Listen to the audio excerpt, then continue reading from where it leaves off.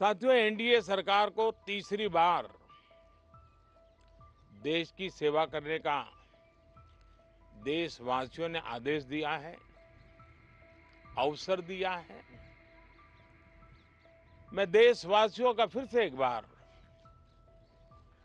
ये अवसर देने के लिए हृदय से आभार व्यक्त करता हूं।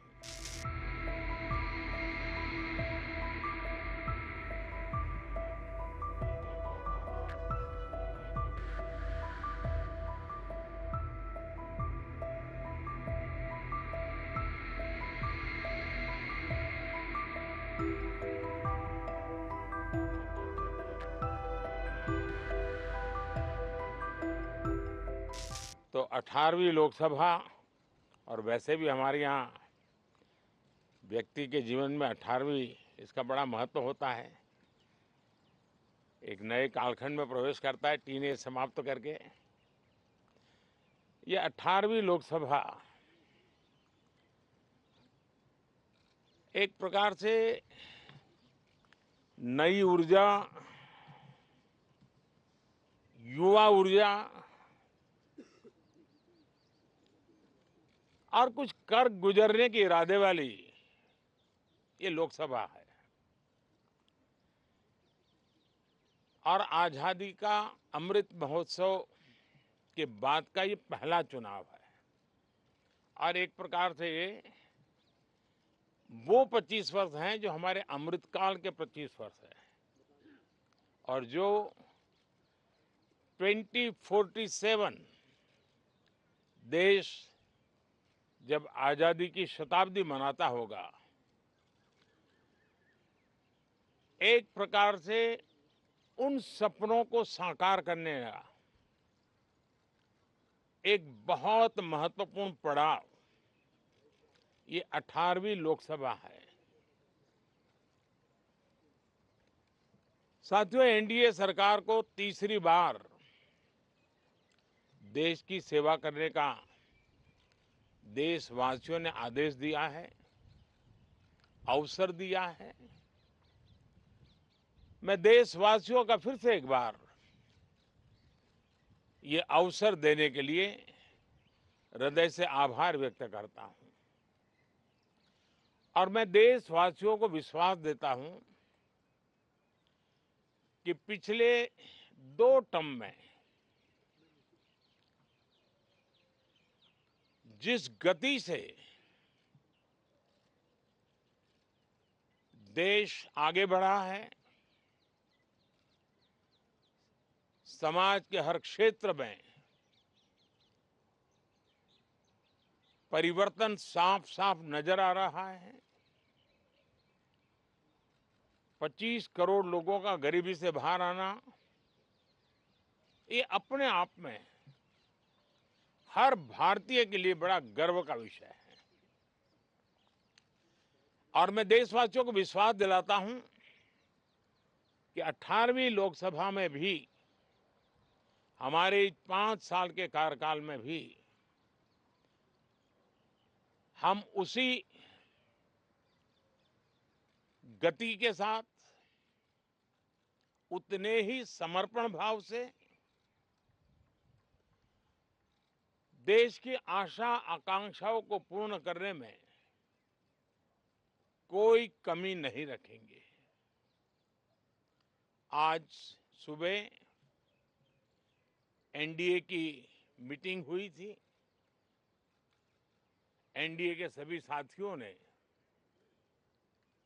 मुझे फिर से एक बार इस दायित्व के लिए पसंद किया है।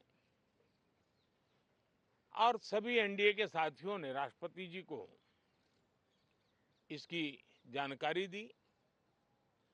और राष्ट्रपति जी ने मुझे अभी बुलाया था और मुझे प्रधानमंत्री डेजिग्नेटेड के रूप में काम करने एक नियुक्ति दी है। और मुझे शपथ समारोह के लिए और मंत्रिपरिषद के सदस्यों के सूची के लिए उन्होंने सूचित किया है। मोटे तौर पर मैंने राष्ट्रपति जी को कहा है कि हमें 9 तारीख शाम को सुविधा रहेगी। अब बाकी डिटेल तो राष्ट्रपति भवन वर्कआउट करेगा और हम तब तक मंत्रिपरिषद की सूची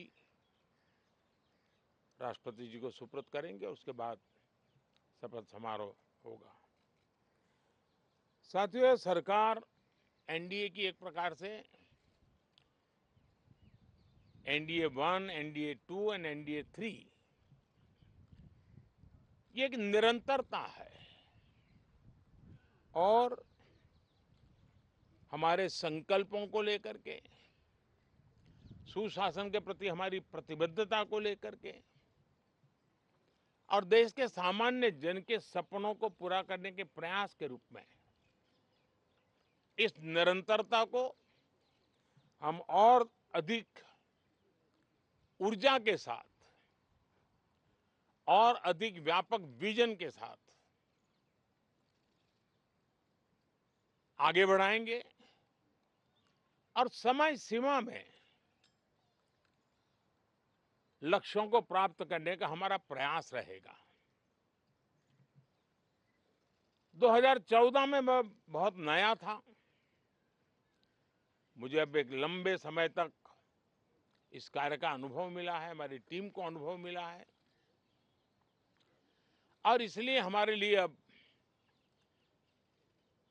तुरंत ही काम को आगे बढ़ाना बहुत ही सरल रहने वाला है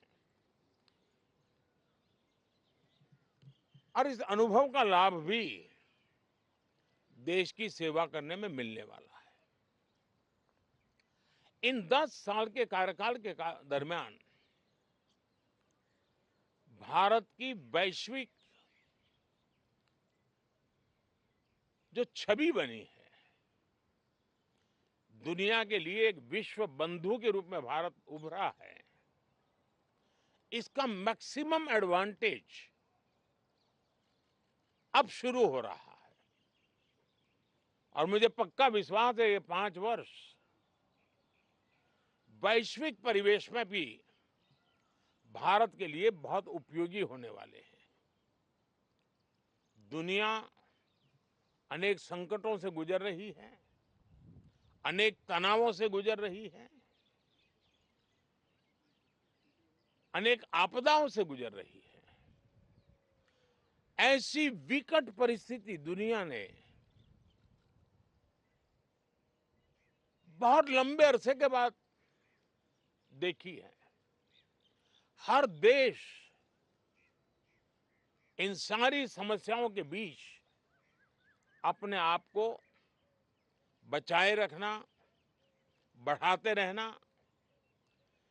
चुनौतियों का डगर डगर पे सामना कर रहा है। हम भारत वाले लोग, हम भारतवासी खुद नसीब हैं कि इतने बड़े संकटों के बावजूद भी हम आज विश्व की सबसे तेज गति से बढ़ने वाली इकोनॉमी के रूप में जाने गए हैं। ग्रोथ के विषय में भी दुनिया में हमारी वाहवाही हो रही है। अब एक स्टेबल गवर्नमेंट मिलने के कारण और परिचित व्यवस्था और नेतृत्व मिलने के कारण दुनिया का भारत के प्रति रुझान, भारत के प्रति उनका आना बहुत तेज गति से होने वाला है और मुझे विश्वास है कि देश के सभी राज्यों को इसका लाभ मिलेगा।